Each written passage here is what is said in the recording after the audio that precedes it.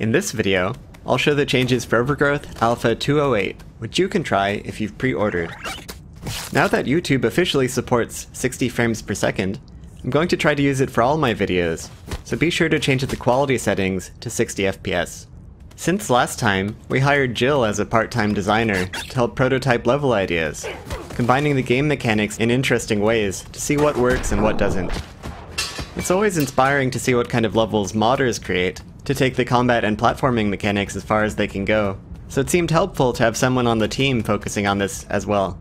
It can be harder for Aubrey or myself to focus on levels consistently, because we can get sidetracked by technical or visual issues. The more interesting prototypes tend to have a lot of different objects and characters, so I had to do some optimization to make them run nicely. The most difficult situation is when a lot of characters fall over at the same time, so I started by creating more efficient and accurate ragdoll colliders. These improved collision shapes also help make sure flexible parts, like ears and tails, never clip through the environment. To make sneaking more interesting, we're testing the idea of giving each species a different kind of stealth. So rabbits use jumping and surprise attacks, rats use visual camouflage, and cats move very quietly.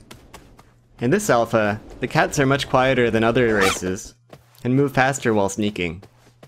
Large characters like dogs and wolves have louder and deeper footsteps.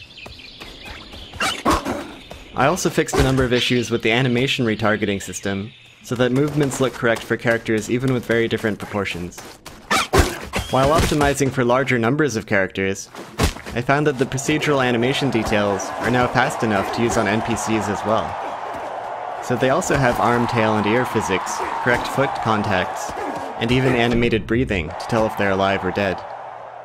In any stealth game, you see a lot of guards in various idle poses, so I used some overlapping procedural techniques to create automatic idle animations, using weight shifts, look targets, and so on. This will also be useful for dialogue scenes to add more life to characters as they hold various expressive poses. I haven't been interacting enough with the Overgrowth community recently, so I teamed up with the Overgrowth Weekly stream to do a live video Q&A session last Sunday, and I'm planning to do that every other week. Please visit the forums and post to the Q&A thread if you would like a response to a question or comment in the next session. That's it for this video.